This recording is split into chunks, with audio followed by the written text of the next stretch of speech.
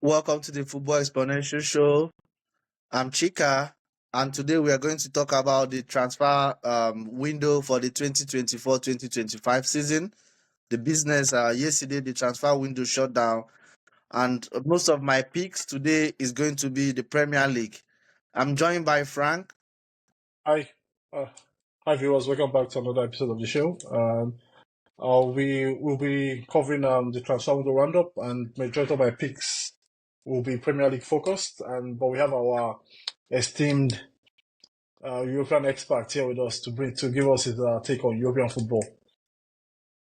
Hello everyone, it's Kingsley here. I'll be looking at football from the European angle. It's a pleasure to be on the call today. Okay.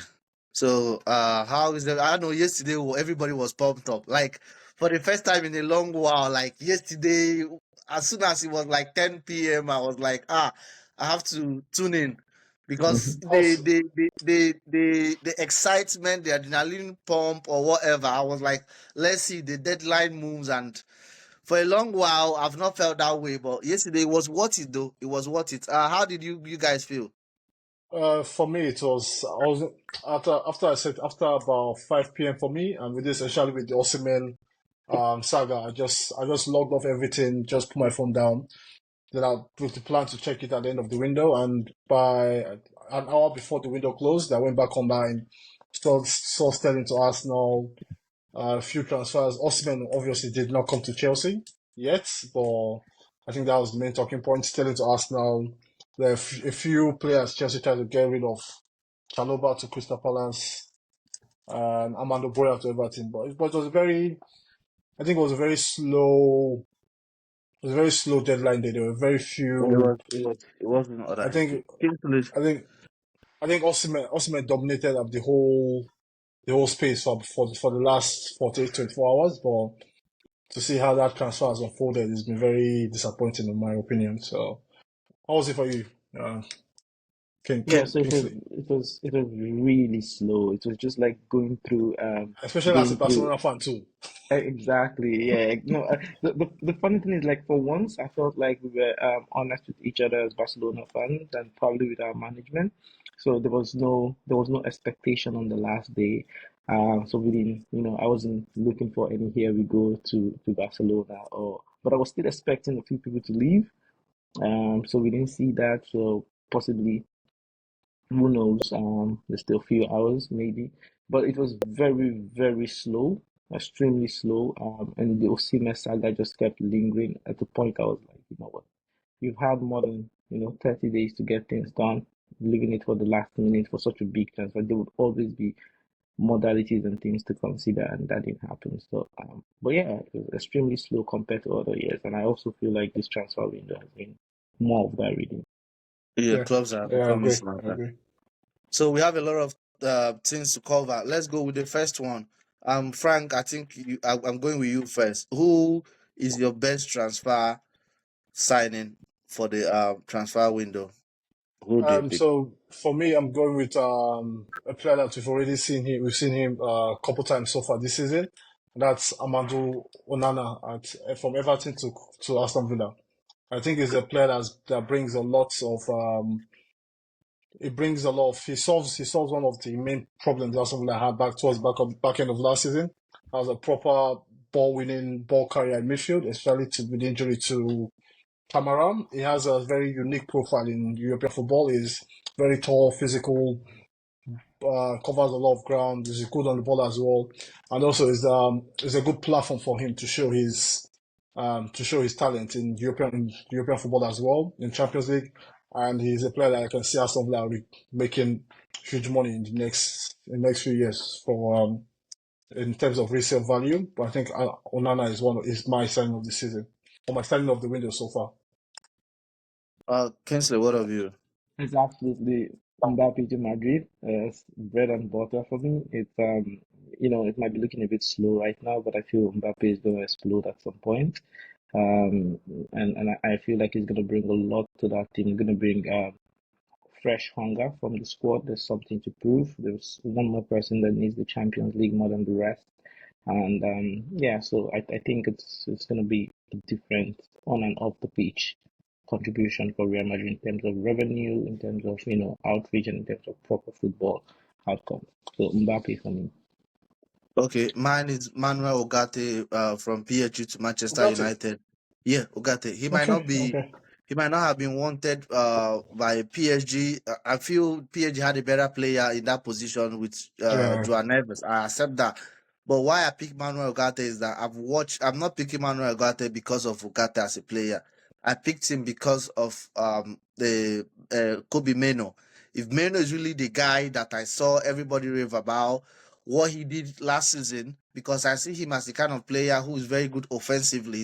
He can play deep in midfield, but he can play attacking football. So if having Ugarte partner him in at the base of that midfield is going to unleash Meno. Ugarte had 4.21 tackles, that's his average, that's 99 percentile, 2.01, that's average per game, 2.02 interceptions, that's 98 percentile, that's high. And then 91% pass completion. He belongs to the 95 percentile. So that's very high. His only weakness is his progressive carries. But who needs progressive carries when you have Meno to Well, progressively move the we'll ball? see. We'll see. So We'll to see. me, United has solved that problem in central midfield. So that's why I pick him. So let's go with the opportunities, mixed opportunities targets, transfer target. Who is your mixed opportunity transfer target, Frank?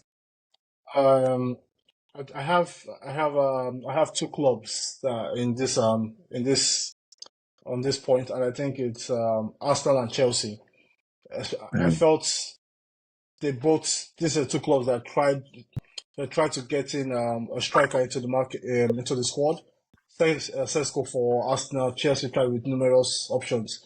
The striker from Atletico Madrid, Sesko himself, and ultimately Osimhen. But they ultimately both clubs failed to get in a striker. And even Ivan Toney went to Saudi and he wasn't really linked to any of this club. Except he was linked to Chelsea, but they didn't get that deal over the line. But I feel, especially Arsenal, where this is the season where okay, we have to attack. Not challenge. We have to attack the league title. I felt they might find that lack of activity in that department very, very worrying down as the season progresses, especially with Jesus if he continues with his injury problems and his form. So that's mine for now. Okay, Kingsley, who do you have? For me, it's absolutely Nico Williams not going to Barcelona at that ridiculously cheap price. It's still, I don't know what Laporta and team and Deco would say to the fans to convince them. And for me, it's just also in general footballing terms, right? How do you miss an opportunity to recreate the amazing experience football fans enjoyed watching Spain, play through the Euros, and you miss that opportunity to create it at a club football level, and for that price, and also, in fact, beyond Nico Williams to Barcelona miss, it's still Barcelona missing out on Chiesa and the overall need to strengthen the left wide forward position is just unbelievable. So Barcelona not signing Nico Williams a big miss, and Nico Williams not going to Barcelona this season is equally a big miss. So that makes it my worst transfer. Okay, my missed opportunity transfer is Maguire to Newcastle. Yeah, this is the reason. I felt that Newcastle, the Geordies, the Northeast Club or whatever they pride themselves, having Sven Botman in defense, Shah has been there for how many years? So to me, Newcastle needed another defender to partner him, and if they had gotten Guehi, it would have solved a lot of problem going for years. They would have known they have two defenders of central defenders who are very very instrumental. Guehi is 24, and Guehi captains. I think he's the captain of Crystal Palace right Yeah, the now. I don't captain. know He's who he is. captain of So he's the Crystal captain. Palace. So it would have been they could always get someone cheaper from another league or something. But with Guehi, you know what you are getting, you know who you are getting. So their failure not to get him, 70 million is a lot of money. Maybe they can come back, but it's a failed transfer. It's a missed opportunity transfer. Let's go with failed transfer. Who's your failed transfer for Frank for the season? We have to. I can't look any further than the failed transfer of Zubimendi to Liverpool, where you triggered the release clause, and I feel the lack of. I feel from his point of view, the lack of convincing points he looked at Liverpool that could make him make that move to Liverpool because he's primed to make that move. He's a boy from Basque country. He had a good Euro tournament, and this is where he's okay. I make that next step to Liverpool. I make that step to next Premier League club. I understand staying back in your home club. That's very understandable. I feel for Liverpool, it's a it's a position where they've been looking to fill for the last 2 to 3 years since Fabinho left or Fabinho started declining his performances, and failure to get this transfer over the line is a bit worrying for me if I was a Liverpool fan. Where this is one of the only main transfers the new coach actually pushed the club to get, and they couldn't convince the player to come. I'm not saying it's not panic stations yet, but I think for a Liverpool fan, I'm very disappointed with that transfer feeling so far. Okay, Kingsley, what of you? Yeah, so my field transfer will be Zubimendi not leaving Real Sociedad this season. Yeah. I feel like it is prime time. And we've seen this in football a lot of time. There is time to leave. There is time to be there. There is time to. I mean, one of his crucial partners, Moreno, is leaving. That's going to put a full dent on the squad overall, and they've lost some big strikers over a couple of seasons. And right now I feel like Real Sociedad is not primed to progress. I think this season we're expecting more of the same if we're lucky. If not, a decline would not be surprising. And I felt like this is the time for him to leave for the right money with clubs like Liverpool knocking at the door.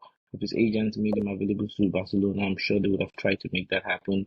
His profile of player profile is not too common in Europe right now. He would have been able to make the most out of it.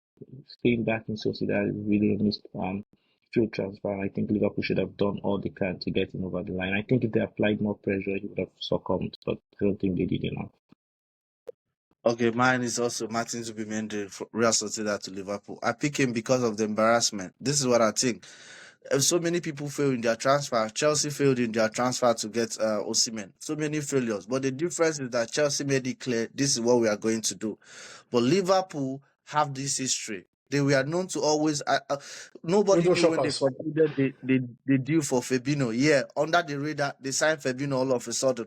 But they started publicizing their signings. They publicized Romeo Lavia. It didn't go according to plan. They publicized Caicedo. It didn't go according to plan. It was embarrassment. So I felt they learned their lesson. They came with Zubimendi again. We shouldn't have known they were targeting him. It should have just come as a surprise. But they made it clear they are signing him. He's coming. Many journalists lost their credibility. David Austin said he's on his way. So it was an embarrassing for a big club like that. It was an embarrassment for a big club like that. But I feel they must have learned from that mistake. They needed him. If they didn't, then all of a sudden, after they didn't get him, they started saying, "Oh, we can always look. We have what it takes. We have a Graven battery." No. You wanted him. Okay, but just before we move on, let me just. Do you think this transfer to Zubimendi, since I think we all agree this is one of the transfers that failed or that didn't quite materialize? Do you feel this transfer happens if Klopp was still at Liverpool? Do you think 100%. It could have happened. the aura of Klopp would be enough to convince him to join the project? He couldn't get Lavia. He couldn't get Lavia. Yeah, so exactly. So I'm thinking, is there something wrong with Liverpool right now where players are not being sold on the projects? Because like you said, like it happened last season with Klopp as well. You couldn't get Caicedo, you couldn't get Lavia, you couldn't. Jubena was obviously too expensive. Now Zubimendi, and it's get to the point where our players looking elsewhere other than Liverpool right now. I think it's one to watch moving ahead, but I think it's very interesting to see how the city is not as appealing as it is like Manchester that's London, another. yeah, that's true. And then they pay big wages though. Don't get me wrong, they pay big wages. I think their agent fee is also high. They pay more wages than Manchester United, and I'm surprised their fans Liverpool? don't. Yeah, 100%. Go and check it. 100%. They pay more wages than before this window. They pay more wages in Liverpool than Manchester. I was shocked when I saw that. Check it up. They pay more wages than United, total wages, salaries, and all those. So they still pay. So people just like to attack United and all those things. Let's go to the next one. Okay, most surprising transfer. So Frank, who's your most surprising transfer? It's like you just mentioned the club, Manchester United's they're signing off Lenny Yoro.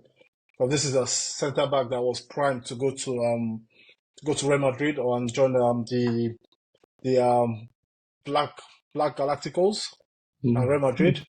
But I think I understand United paid over the odds to get him, but it's one of those signings where for his profile, for his age group, he's one of the best centre backs around.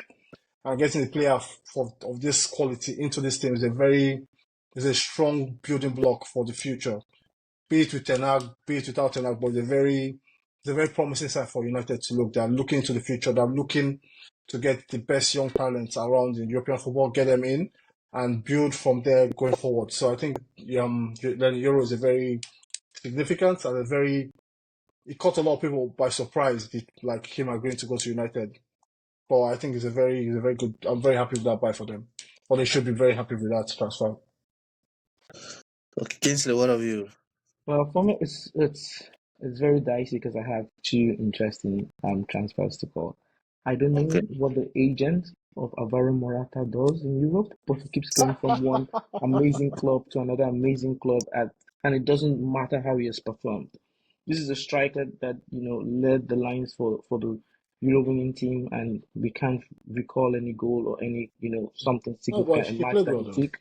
Yeah, he did have his impact, but you bring in strikers of that quality, you think of goals, you don't think of Alvaro Morata. You don't think of Alvaro Morata as that striker to lead you over the line if you're looking for championship. And if you ask me, of all the five leagues in Europe this year, Serie A has the most open odds in terms of anybody can win. So if you're really Yeah. going to be going for that, I don't understand how AC Milan settled for Alvaro Morata. But even more surprising is Clement Longley to Atletico Madrid. I don't How know the how he heck did missed that it. happen? How did that Who's his happen? agent? Who's his agent? Like, his agent needs to tell us what kind of behind the scene, at this point, I can call it voodoo, I can call it anything because it's not science. Clement Longley to Atletico Madrid challenging for La Liga this year. How? You couldn't even nail down the spot in sport last year. Barcelona don't want you. And that's 2 years he went on loan to Tottenham, right? That's the Yeah, second year. He was alone at Tottenham and Aston Villa last season. yeah, Oh, was it Aston Villa? Yeah, Yeah, it was okay. Aston Villa last yes. season. You He can't, was, and but then you, he was okay at Villa. It was okay. yeah, Well, no, we'll but see. We'll still, see. like He's to lost. to Yeah, to so, move. so No, to yeah, I'm move listening. so for me, for just that reason, I'll put Clement Longley to Atletico Madrid, as a huge surprise. But, I mean, as a Barca fan, I'll take it all day. Why not? Okay, I'll go with shockingly, I'll go with Raheem Sterling. This is why I'm going with Raheem Sterling. This is why. It's not surprising because I understand Arsenal need him, but it tells me a story. This is the reason. If they told you that Sterling will be moving from Chelsea to Arsenal before the window, you would have been shocked. Now, Chelsea is Not me. reported that Chelsea is going to cover half of his salary or half of his wages. So why am I going to pay for Sterling to play for my rivals that are challenging for the same trophies I'm challenging for, and then pay half of his wages? So I would have rather sent him somewhere else, sent him abroad, or sent him. So if Arsenal were covering 100% of his salary, then I don't have any problem. But I'm surprised that Chelsea agreed to that. It tells me one thing. It tells me that right now Chelsea have accepted that they are underdogs and Arsenal is a superior club right now. You can say whatever. The table tells you the same. But when you accept it and you start doing because Chelsea are looking, Arsenal is going to win the league, so they are not rival. Because I'm not sure they would have let Aston Villa have Sterling. They wouldn't have, because they didn't let Gallagher go to Aston Villa. So I'm surprised that they let Sterling go to Arsenal and they are covering half of his wages. That's not good business to me. I'm not covering any of his wages. So let's go to the second one. Okay, who's your best under the radar transfer, Frank? So in this, I found it hard to pick just one. So I'm gonna go with a few of them. So, there's one side I love so much, and that's Wan-Bissaka at West Ham. I think this is a defender that goes to a good club with a good coach. He's already shown what he brings to the team. Showed last weekend. He brings a lot of energy, pace, good defending to that fullback position, and a good experience as well. I also have another one, Nikola Milenkovic from Fiorentina to Nottingham Forest. This has been one of the. Well, he was one of the better young centre backs coming up in Europe for a few seasons, but ultimately he's grown up now. But he's stuck in Fiorentina for too long, in my opinion. I'm a bit surprised he ended up at for Nottingham Forest. I believe he could have gotten a better club, but I believe he's a player that's going to bring a lot of experience, a lot of calm, a lot of composure to Nottingham Forest backline, and ultimately could be the difference in terms of surviving and relegation. And another one, the last one, bear with me, and Andre from Fluminense to Wolves, to Wolverhampton Wanderers. It seems Wolves that they've gone from assembling a Portuguese squad to assembling a Brazilian squad now. And this is a highly rated Brazilian midfielder for Fluminense. He's been touted to move to Liverpool, Chelsea, and other clubs, but he's ultimately landed at Wolves, and is a player I'm looking very much. I'd love to see how he performs in the league and what he brings to the Premier League. And the last one, Wilson Odobert at Tottenham. He's a fantastic electric wide forward, so that's very exciting for me as well. So that's me done. Okay, That's me done. For me, my list is very short. It's just one. How did PSG get John Neville without any competition? Who's that? Guy is John Neville. Yeah, John Neves. Yes. How did PSG get him without any no competition? That guy is good. He is just too good. He's brilliant. And if you think about it, the role he plays on the pitch, there are a lot of big clubs that would use a player like that easily every day of the week. And You know how much I so much rate him. He pings passes, maybe better or just like Enzo, but he's also physically demanding. Enzo is too reactive, is not, but Joao is physical and he runs around and all those. So I rate him so very, very highly. Kingsley, continue. Yes, no, absolutely. I don't know how PSG did it, but I'll give a lot of credit to Luis Enrique there. He's a Luis Enrique kind of midfielder and progressive player. So and just to your point earlier when you spoke about how Liverpool handled business in the past, successfully doing it under the radar, I think maybe PSG is borrowing a leaf there or two to just go under that radar and try to work tirelessly to get that transfer over the line. And I think it's one for the future. So yeah, absolutely, that's my under the radar transfer, and I think it's not going to take too long for everybody to hop on that train. He's so good, so good. Like to continue from where you stopped. He's so good that I picked Ugarte as my best signing. At the same time, I understand why he was let go. If I have Joe Neves for that system, I'll pick him over Ugarte because Ugarte doesn't progress the ball. My underrated transfer under the radar transfer has to be Max Kilman from Wolves for 40. It had to be 40 million pounds from Wolves to West Ham United, the Hammers. So I picked him because when I looked at his stats, he had 1.65 blocks. He belongs to 83 percentile, 4.89 clearances. All these are per game. Belongs to 83 percentile, 2.38 area duels. That's 68 percentile. And then 3.19 progressive passes. That's 43 percentile. So that tells me that if you are losing, they lost the Naid or whatever. What's the Moroccan guy they lost? Agued and Zuma. And Zuma.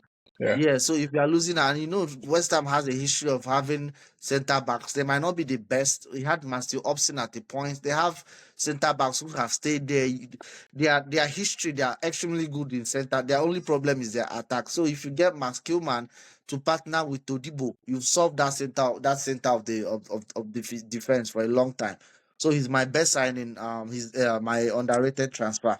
So let's go to the best winners of the transfer window. Who do you pick, Frank?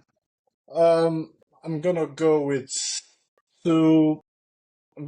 Brighton and Brighton because I felt since the leg of De Zerbi, they've gone back to their model where they sign a lot of players. Because I believe one thing with Brighton is the amount of players they sign and the amount of players they bring in. Some go out on loan, some still the first team, but they've gone back to that model. They've trusted their recruitment. They've used their data-led recruitment. They brought some exciting players, especially in the forward areas, into the team, likes of Jorginho Ruta, Jakub Minte from Newcastle. They have a lot of options in wide and central positions. And with this and with the new coach they have, the youngest Premier League manager ever, I believe. I expect Brighton to be very exciting this season. Score a lot of goals, maybe struggle to defend a little bit, but there would be some fantastic players to watch at Brighton this season. Kingsley, what of you? Yeah, for me, it's Atletico Madrid. It is, they have been cutthroat.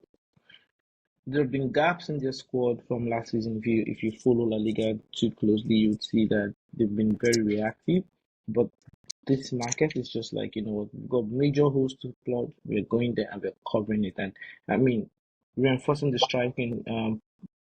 striker position there. And for me, it's an upgrade. Like, shipping out Memphis, shipping out Alvaro Morata, and bringing them Solos and bringing in Alvarez. It's like total upgrade. And then you go at the back as well. They brought, let's forget about Longley for now, and just look at the other Spanish defender that they brought in as well from I believe it's Real Sociedad Nomad. That is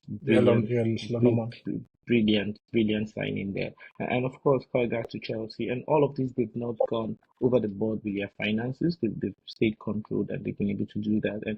And also the outgoing. I don't know. Again, we need to find whoever it is that is the agent for Joao Felix, sending him over to Chelsea. That frees up a huge wage bill. Atletico has done a lot of clever business this transfer, and they've done it quietly. That's the point. They've done it so quietly, not a lot of buzz, and it's really good, really good. I mean, Julian Alvarez was just a week speculation. It was done. Everybody knew all of what's going on. Underground for that job has been done. Like I don't think he moved so quickly that I think they've been pushing for him under, and I think City might not have been happy with what they did, but I think they've done that deal before he spoke at the Olympics. Then I think, and they were so good. You have a big point, massive point. Atletico to this season to me was a revolution rather than an evolution, but they did this so well that it became an evolution. This is why if you look at the players that they let go, they are way more than the players that came in. But the way they've done it and turned it around in one season, they deserve massive credit. Look at the players they let go. And the player signings are for the club. It's not really for they can get another manager and it's still. But to me, the best club, Okay, but let's go about it. Like, I don't know if you've seen my face. I'm not really enthused by Let's Go Madrid's transfer window, as a lot of people would like to tell. But it comes down to one point, and it comes down to the coach. With all these players, with this over £100 million worth of attacking talent, will they dominate? Will they control enough games? Will they dominate the opposition to score enough goals to ultimately win more games and challenge for? Because it looks a bit open this season in La Liga, where Madrid haven't had the best of starts. Barca started quite well. I've seen, of course, some of their games. It still looks like the old Atletico Madrid, where they try to defend, they don't defend good enough. They try to attack, they don't attack well enough. They try to keep the ball they don't keep the ball well enough. So they're caught in. They're trying to do all the aspects of play, but they're not doing any of them to a significantly high level. They don't defend well. They don't score enough goals. Alvarez has found it tough. He was taking out the last game at halftime. Solot couldn't finish the game either, so he hasn't had the full 90 minutes yet. I know it's tough. Gallagher hasn't started the game yet for them as well. So it's with Simeone there. I still think it's going to be more of the same. Because it's not the first time we've seen fantastic or exciting young players go to Atletico Madrid. Again, you mentioned Joao Felix. He was the next star boy coming out to Europe, but he goes to Atletico Madrid and his star just dies out in Atletico Madrid. I think Atletico Madrid is a place where, except if you're Diego Costa, Griezmann, and Luis Suarez, just about every other attacker that goes there, they don't make it there. I disagree with you. Atletico Madrid they don't make it. Atletico Madrid is a club. When I think of strikers, I feel like if I were a striker, a professional footballer, if you're a striker, you go to Atletico Madrid. Yeah, if you go way back, they've always produced excellent strikers. Forlan. No, I'm talking about Simeone. I'm not talking about Aguero, Torres. I'm talking about Simeone. Simeone strikers. those Falcao, all of those guys Yeah, like Diego Falcao. Yeah, Costa, okay. Yeah, But so recently, I understand what Frank. If you are watching this and you are enjoying what we are doing, please hit the smash the like button and subscribe, and then drop your comments. I understand where Frank is yeah, going. Recently, they've underperformed, but yeah. it's not just the striker. The whole team. If you look at it, they don't have that kind of player. They had Thomas Lemar, they had Koke. I think it's a system kind of football I, that I is think It's the that difficult. I coach. It's the think they're coach. going It's the back. coach, in my opinion. I I think think they're going back to their roots. And some Spanish should I say football specialists are saying that Atletico are preparing for the management changeover, meaning maybe in a season or two the hammer will come down on Diego Simeone. I mean, it's the highest paid coach in European Yeah. club football. The results on the pitch has not really been that fantastic. But again, credit to them, they are competing against the two biggest footballing giants in Real Madrid and Barcelona, and more often than not, they've nailed down their position as the third best team in Spain. Sometimes it's okay to want more, right? But it's also okay to stay practical. So who knows? I feel like these transfers this season, these transfers are more at board level. Maybe you can see the Argentine connection with Julian Alvarez and Diego Simeone. But other than that, I think they've been looking at the squad from a And deeper perspective. And Diego Simeone's system or his environment is a disadvantage to him. This is why, when I think of tacticians, when I think of the environment that encourages young people to spring up surprises, exactly. Spain is one place and Germany is another place. The French league used to be like that, but no more. It's still the. I heard Bruno Genesio. Is it Genesio, the former Lyon coach, is in a. Which club is he? I forgot the club he just moved to. So that means the French are recycling the old guys again. But you see Germany and Spain, you see Spain, the Girona coach, someone just brings up. We have to see that. So I think they might be looking at Italy is no longer that. Thiago Motta is the first person I've heard over so many years that just comes up. So, but Italy is Spain and then Germany is where the young boys look at the Brighton coach. Is he Hosler or whatever is his name? Osula. Just comes up. Yeah. So I think Spain Xavi to they can Atletico be Madrid. looking for. Yeah, You no, say it's a very big, Xavi, yeah. Xavi to Atletico Madrid. So no. the truth is that there's speculation. No, I kid you not. There's speculation that the two Javis are up on that list. The Xabi Alonso and Xavi Hernandez are up on the Uh, list to replace Diego Yeah, Simeone, and it's considerable, right? It's considerable, and we've also heard that they've kept an close eye on Thiago Motta.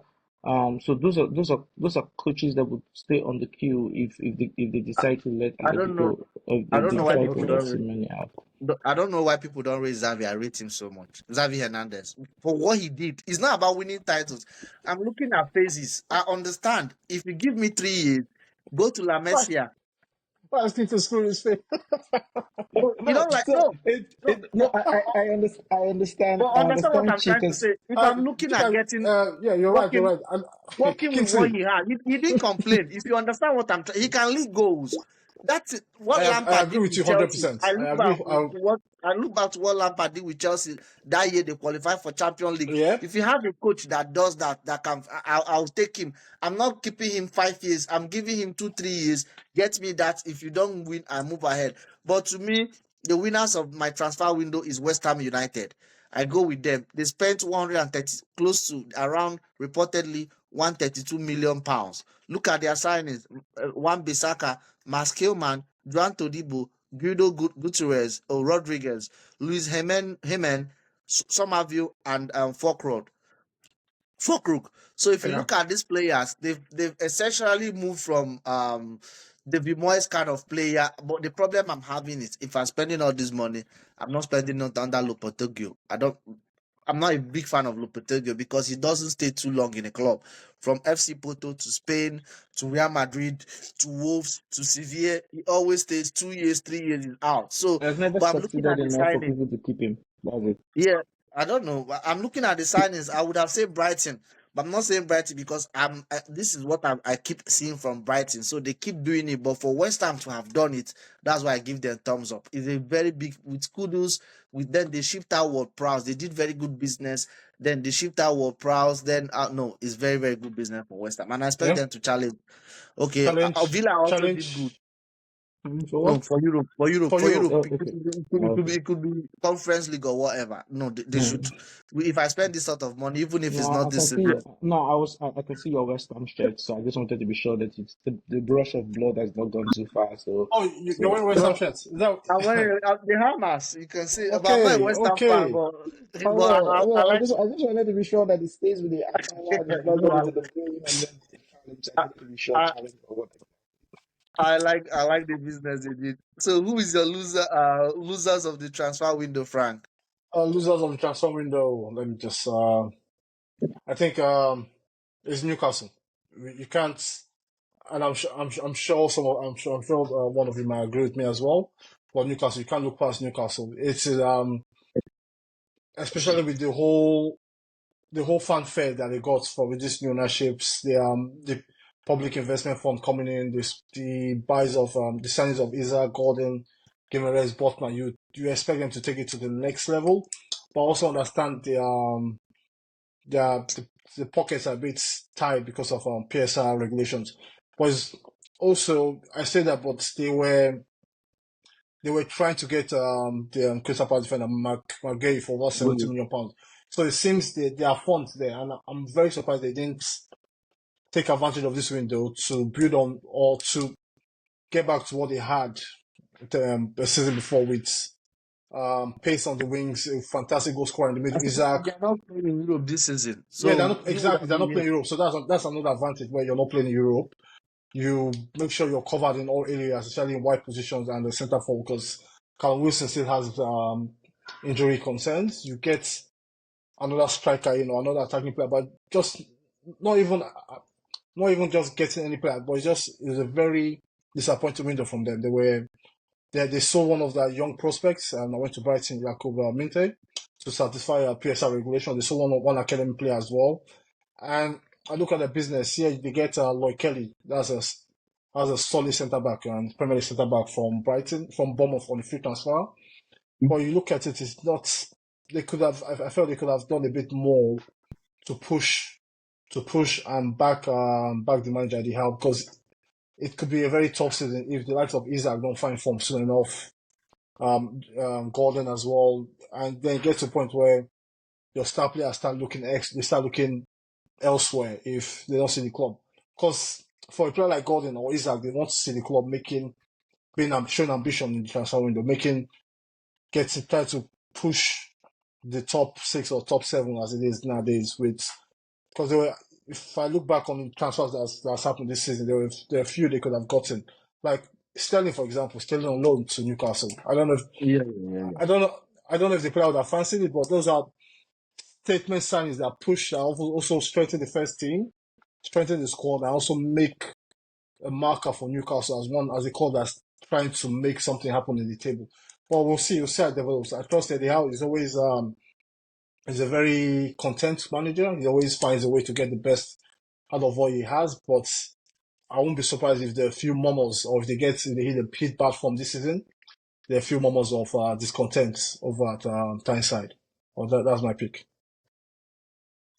Okay, Kingsley, what have you? For me, it's very close. It's extremely close between that kid who has a huge pocket money and wants to buy every candy in the shop, and then the other one who just wants to keep his money and physically count his cash. And for these two clubs, I'm looking at AC Milan and Barcelona. AC Milan was that kid who just like, yep, golden cheese, get it. Yep, chocolate, get it. And then there is this other club Can that says, Barcelona afford chocolate these days? no, Barcelona can literally not afford. Barcelona cannot afford the wrapper of the chocolate. That's the reality. But guess what? They still feel like they can go into the shop and at least price, and for Shoplift. transfer. Yeah, well, maybe not Window shoplift. shopping. No. Please, please, please. I mean, it's if it were possible for a club to announce, hey, we're not going to have any activity this market and just plan around, that would be a more prudent thing to do from the Barcelona leadership, as opposed to, hey, you know what, I can still go in there and get some Cerelac and get some cereals and get some everything. At the end of the day, you don't even get, some table water. So, so Yo, you guys are bro. no, But I would like to think that there is, more things going on behind the scene. If I want to give the club some element of hope, but it's just the communication that has been, very Oh, you appalling. guys could have released some players. Eric Garcia could have released Eric Garcia, released Ferran Torres to free up money. Like, what happened? Where? Like, To where? To, but understand what I'm saying? Yeah, I Like, they are understand, not, but they are not these are extra. these are not good players. No, but Bro, I no, don't no, think they no, are not good. They are not. They're not top. No, I don't think don't say that. Don't say that. Like, Eric for Garcia. example, yes, Eric Yeah, Garcia, there are clubs that he would was take in Eric Girona. Garcia. They finished second. Did they finish Yeah, second or third last season? yeah. They He finished played most third. of the. They finished He might third. He not win played titles. every. Not everybody has to be the Zidane or whatever. No, Like, but I just know. get No, see, Eric, 30 Eric, million, so no, 50 for I agree me, million. with you, but you have to look at the market. So, what like so Eric Garcia now, Spanish Eric clubs don't Garcia, have those.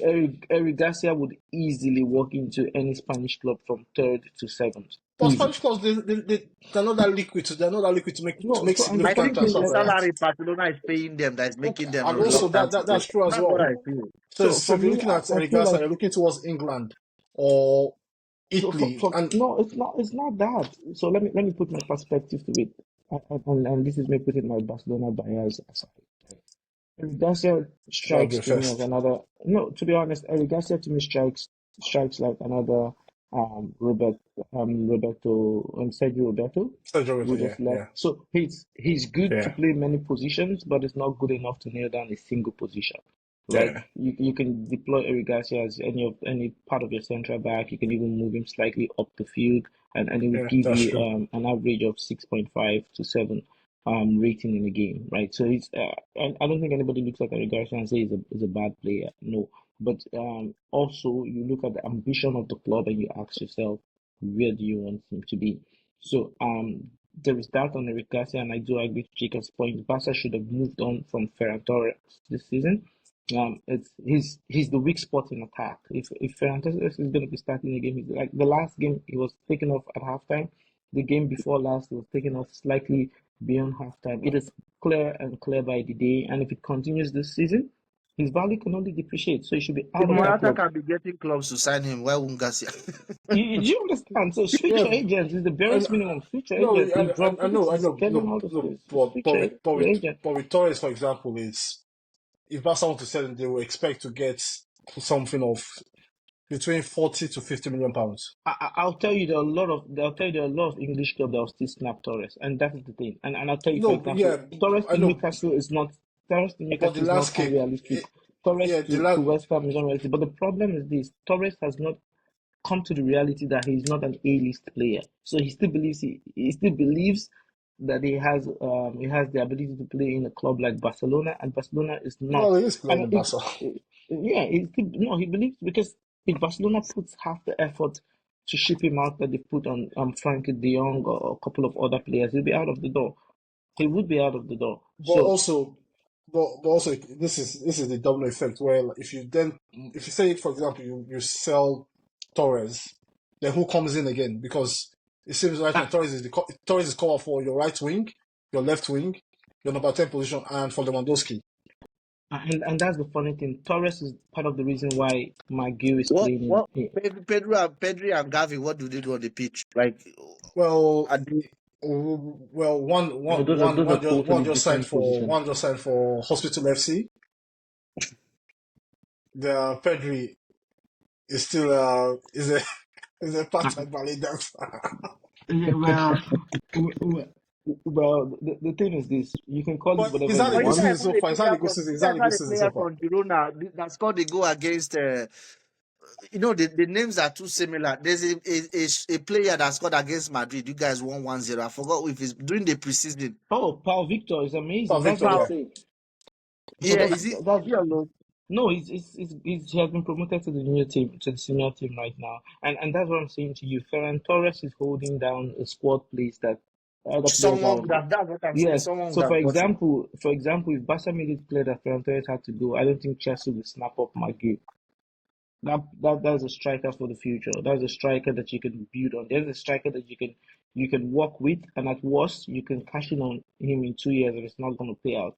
If Ferran Torres was out I don't think Victor Roque will play for Real Betis come tomorrow. So those are players that should have taken that opportunity. But Barcelona, for whatever reason it is, they decided to stick with Ferran Torres, and I don't even think that is good enough. And it's not just a problem in Barcelona; it's a problem even in the Spanish national team. Ferran Torres, in my opinion, I wouldn't call him up for that competition. He should be, contesting for a place in Olympics if he still wants to have relevance there. He should be out of the door. They've given him opportunities over and over again, but that is besides the point.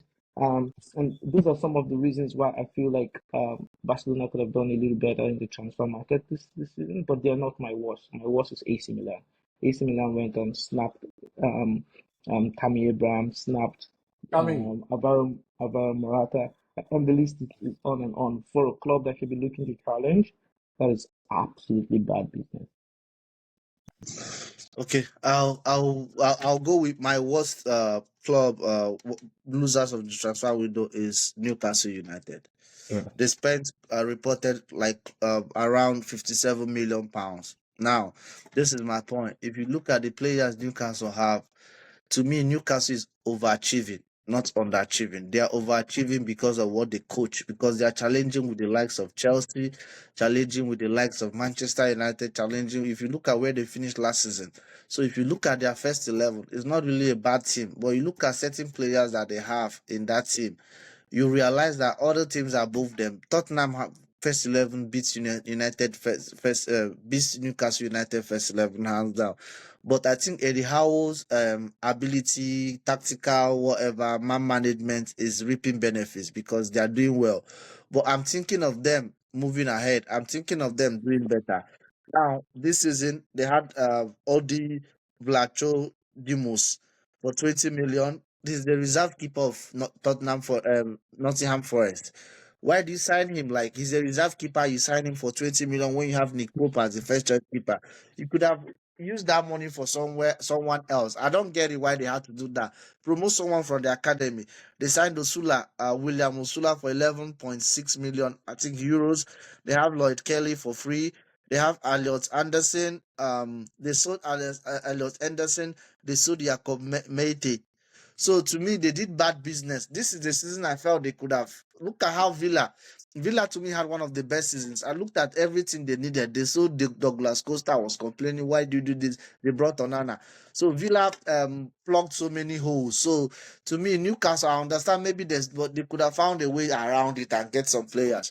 So, but let's see. The season just started. So Frank, how do you grade now grade let's do a quick one, one. How do you grade Chelsea's transfer window from a rating from 0 to 10? Just a quick one, like how do you rate them? 6. I'll give it 6. Why? I still feel there's still a lot of there's still a lot of question marks regarding Chelsea, and I feel in terms of key positions like this the number 9 and the goalkeeping position, centre backs is not. There are a couple centre backs there that shouldn't really be at Chelsea, but we know they're still there not because they deserve to be, but because they can't really sell them. And it's a situation where if Chelsea were to befall or bad luck was to befall Chelsea in terms of injuries, you have players like the Monaco twins, Balashile and Disasi coming in that could put a dent on Chelsea's aspirations in Premier League. The number 9 position is still a position where a lot of people believe Chelsea can improve on. But I personally, as much as I agree somewhat, but I still feel Chelsea as a team, or this Chelsea so far, they've shown they can score goals. They scored a lot of goals last season. It's just keeping clean sheets at the back and being solid at the back. So if the coach manages to get the system working, they look more composed, more compact, and they defend better. Get more clean sheets. I feel they can go up the table, but I still feel they're lacking that A-star centre back in that team. And I'm not quite sure if Fofana or Levi Colwill can fulfill that need for the Saliba type of centre back where he looks the part. He's solid. He's composed. You build a player that you can build your team around. So I still feel Chelsea are lacking there. But in terms of squad depth, there's a lot of squad depth. There's a lot of squad, especially in attacking positions. There's a lot. Sancho, Felix, Neto. I think Chelsea in the whole Premier League, I think offensively Chelsea has the best depth in Yeah, terms so of. it's now a matter of how does the coach get all of them games. But with the Conference League and the Cup games, and some players are quite notoriously injury prone. So I feel it'll be okay. But I just don't want to. I would have said a 7, but I just don't want to oversell it. So I'm just keeping it. I'm underselling it at the 6. Okay, Kingsley, how do you rate Real Madrid's summer thus far or their transfer from Um, 0 to 10? I'll say a solid 7.5. Very solid Why? 7.5. Didn't just sign for the now, they've signed for the future. Real Madrid can confidently look at only signing one more midfielder next season and they will still be serious contender for any competition. And the reason is this. Like Hendrick or not, enjoy his controversy or not, he's a striker for the future. If it doesn't work well, you can still sell him at good resale value because he's, one of those. Mbappe to Real Madrid has been brewing and they got it over the line now. I just feel like maybe because of the speculation and everything, people tend to forget how complex that deal could have been. So it's still a very big one there. And also retaining their squad players, right? Like not letting the likes of Ibrahim move out of the squad. Yeah. It's a lot of job to do that, you know.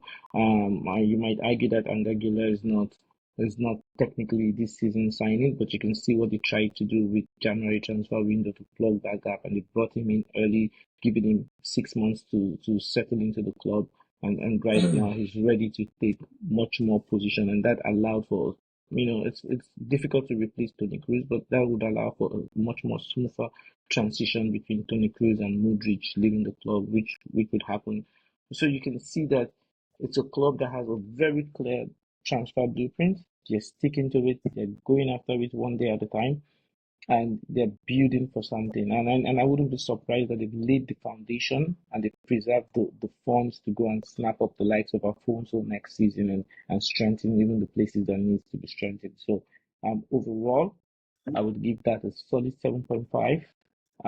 Just because they did not find a proper replacement for Toni Kroos right now, but they have players in the squad that can at least try in terms of, in terms of Valverde and the likes of it. But it would have been a 10 out of 10 if they went all out and for Arsenal's Odegaard. Other goal. If they replaced Odegaard with Toni Kroos, it would have been a 10 out of 10. But other than that, as a football fan, Real Madrid is exciting to watch. It hurts to say, but and that is because they've done a lot of good transfer market there. I'll go with Manchester City. I would have said 7/10, but I'll give them 6.5. And this is my reason. Yeah, this is my reason. No, this is my reason. This is my reason. I understand they did good business. I felt Julian Alvarez should have been replaced. These are two players I'm thinking if something happens to them. Kevin De Bruyne is getting older. So I think by now they should have somebody that's their. But the problem is, I'm looking at Sir Alex Ferguson. He did it over the years. You always know this person is replacing this person. So I'm thinking Pep should be doing that by now. Then Julian Alvarez left. I'm thinking they should get somebody. If something happens to Haaland, can they go Gundogan. without a striker There's as a Gundogan. striker to win the league? No. Yeah, Gundogan. Okay, that's okay. And they have a lot of young. They have the best academy because the way the academy players come and play, they play so seamlessly. You have Oscar Bo. But why I'm just saying that I'm not really is that yes, they have one of the best academies around, Charlie. In England, probably. No, in England, I think Okay. Barcelona is good, but he has done it over the years. I'm looking at why I'm saying it. I'm looking at United. United is making up grounds. They've signed if really these players are that good, they've signed Mazuare, they signed the Leeds, they've signed Ugarte, they have Fernandez, they have the striker. So I'm looking at United are getting better. Arsenal is getting better. So everybody's catching up with them, and they are using academy players. They are good, I understand, but I would have wanted them to do more. Even if it's somebody from Argentina, but Pep said he's not going to rush into making signings like they have to wait, and I understand that. And just to buttress your point a little bit, I also think that they're looking at things from a more administrative point of view. Pep at this point has not committed to the future. Yeah, that's true. They also want to keep some money in the coffers for whoever the new manager would be to build, right? And I also feel like Pep has the ability to not always replace a like for like. Like for example, Yaya Toure was not, Rodri is not a like for like for Yaya Toure. If you think about it from that sense, was a progressive replacement. And if you also look at it, so I feel like Pep is going to rejiggle the system. Something I watched from last season makes me feel like Pep might even go back the old-fashioned false nine and Yeah, leverage Foden. Yeah, Foden to do this. that. If that happens, so I don't. And also, he's not trying to also build another player that also wants to be out of the door as soon as the opportunity comes. So from that point of view, um, I mean. I understand the departure of Julian Alvarez. I understand that, but also they've retained the core of the squad. And really, there are not a lot of players out there that will come into the Man City team and do a massive improvement there.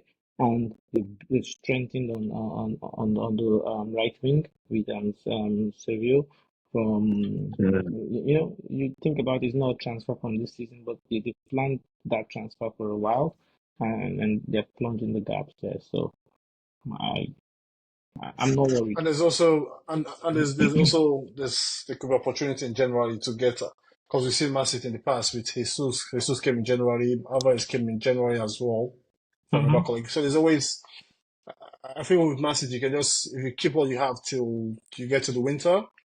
If the boy falls out, you still have De Bruyne. Sorry, if Haaland falls out, you still have De Bruyne there. Foden will always score goals. Grealish is around. Doku and Gundogan is still he might not look it, but Arisal Euros is still a fantastic footballer. Still has a lot in the tank to give. And I won't be surprised if he ends up scoring double figures in terms of Premier League Yeah, goals this exactly. season. So Especially with it's his resignation from international football, so still exactly. like So I focus. feel with Man City, I always feel it could be a situation where they don't have to be the best Man City team that Pep has had. They just have to be better than what Arsenal puts up or what Liverpool puts up this season. So if they win it, because last season it wasn't vintage Man City under Guardiola. It was very I think it wasn't they weren't that convincing.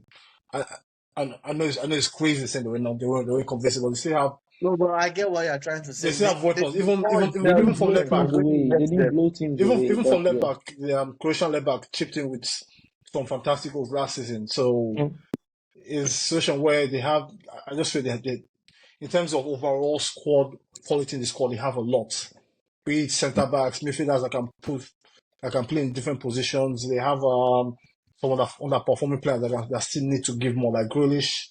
Doku can improve, but if Haaland stays fit, or if Haaland stays fit for majority of the season, I think comfortably win the league. I If think Haaland, De Bruyne, and Rodri stay fit, I know it's a tough ask, but if those three can play majority of the game this season, I think Man City it's probably a cakewalk. yeah, and to be honest, just to add more to that, with Ireland especially not being too active in the summer in terms of football, he's going to be fresher than a lot of It looks footballers fresh. It there looks today. fresh. Yeah. And all those time lost in injury last season is also going to help recuperate. So, well, Yeah, let's it's pressure. Yeah. and every player says that at the start of the season. Lewandowski said the same thing too. Um, but if you put things into perspective as well, Haaland not Haaland getting that extra bit of rest would help. Yeah. Okay. Yeah. Okay, so today that should be all for us today. Uh, you have something else, Frank? You have something else to say to our audience? Just thanks for the support.